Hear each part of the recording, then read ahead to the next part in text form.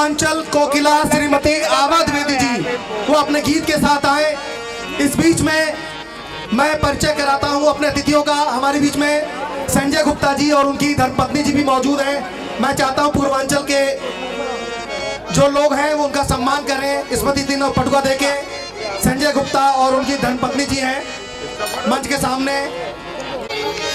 देखिए फिर से आ गया फाग यानी फागुन होली।